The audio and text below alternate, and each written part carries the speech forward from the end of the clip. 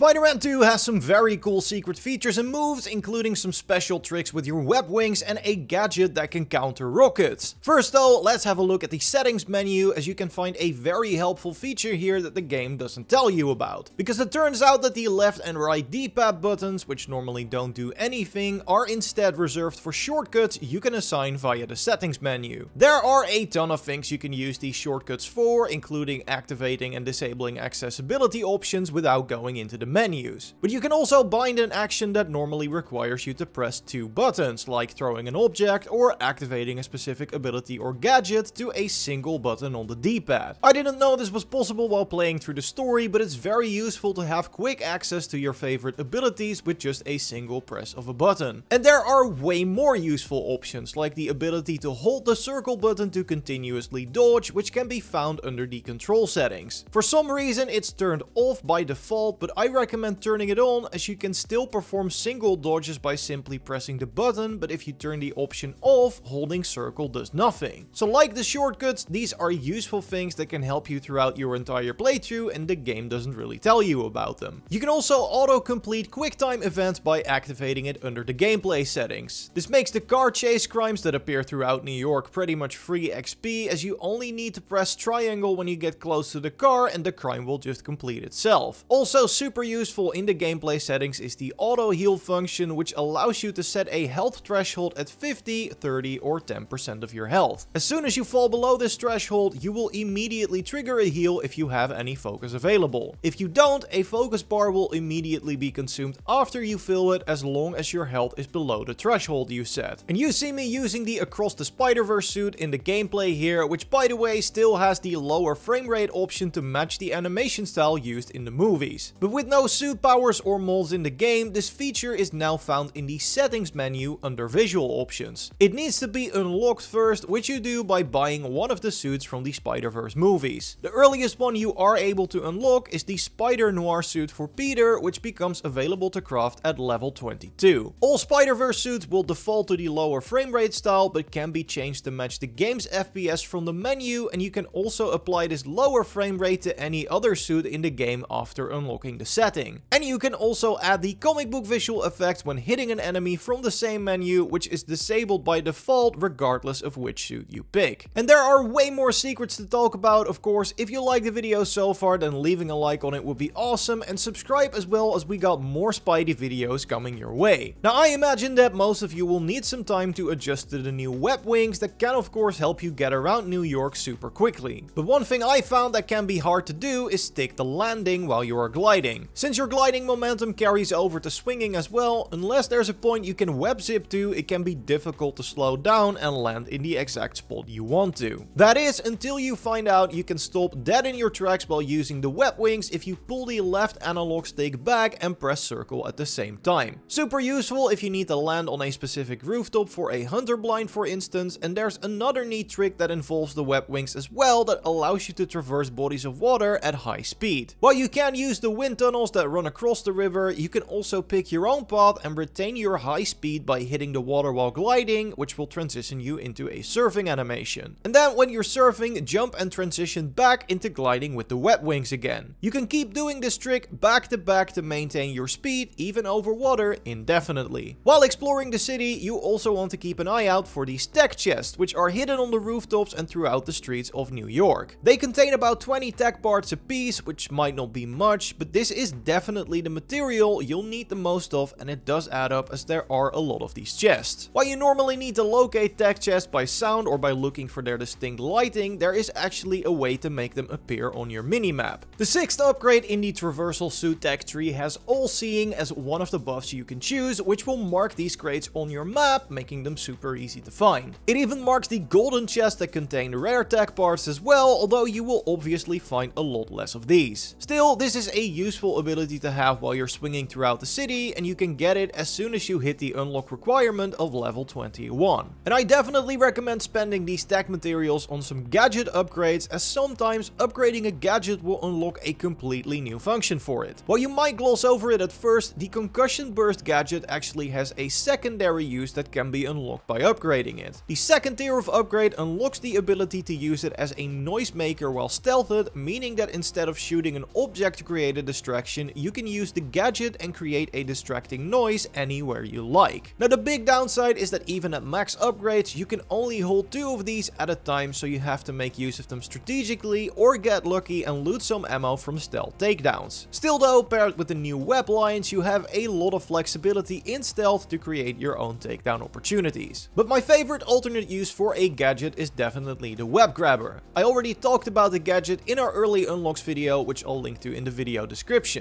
The first upgrade for the web grabber makes it also pull in nearby throwable objects, which gave me an idea. Since you can throw rockets back, I wondered if the game would count them as throwable items for the purpose of the gadget. And it turns out that it does, so you can use the web grabber to pull in a rocket and have it detonate when it collides with another enemy. This can be a bit tricky to pull off because there is a slight delay to the web grabber's activation. So even if you fire it right as an enemy fires their rocket, it can still hit you before it gets snatched up by the gadget if you don't dodge. Still, it's very satisfying to pull this off, and it's another amazing use for what was already my favorite gadget in the game. If you're looking for a bit more of a straightforward counter, did you know that you can easily counter enemy special attacks with some special moves of your own? While the game tells you how to counter the special yellow and blue ring attacks, so parry for yellow and dodge for blue, there is another counter that works against the yellow attacks, which are abilities. Abilities will stagger any enemy, including a boss, out of what they are currently doing, so it will cancel these dangerous special attacks too. Of course, dodging or parrying is usually better because those actions don't need to be recharged, but at least now you know there are other options. Staying on the topic of abilities, I've been having a lot of fun with Miles' new blue electric powers. But there is a hidden downside to these when compared to your original Venom powers that made me consider swapping some back in. To keep it simple, the Venom Stun status effect, so the one that leaves traces of orange electricity on an enemy, can only be triggered by your basic Venom powers, so punch, smash, dash and jump. While the status effect itself is not that strong, you do miss out on some synergy with the rest of Miles' skills. With Biosiphon, for example, you recharge abilities when you hit an enemy that is Venom stunned, meaning you can use your abilities even more often. And with critical Venom stun, you can sometimes use a finisher on Venom stunned enemies without using a focus bar. So really strong skills that you can only trigger if you're using the regular orange Venom attacks, which means it's smart to still keep some of these abilities selected when playing as Miles. I also mentioned in our big changes video, which I will also link to in the video description, that Miles excels at the early Marco's memories activity because his lightning powers instantly kill the Sandman you have to fight. Well, it turns out that any source of electricity can trigger this effect, meaning Peter can insta-kill Marco's minions too with his Spider Shock ability. Even the final upgrade for the web grabber, which turns the gadget into a throwable item with an electric charge, triggers this effect. If you found more secret tricks or abilities, of course let us know in the comments and subscribe to not miss out on future Spider-Man 2 videos. If you found this one helpful, be sure to leave a like, and you can watch our previous video on all suits in the game and how to get them by clicking on the screen. I will see you in the next one. Goodbye.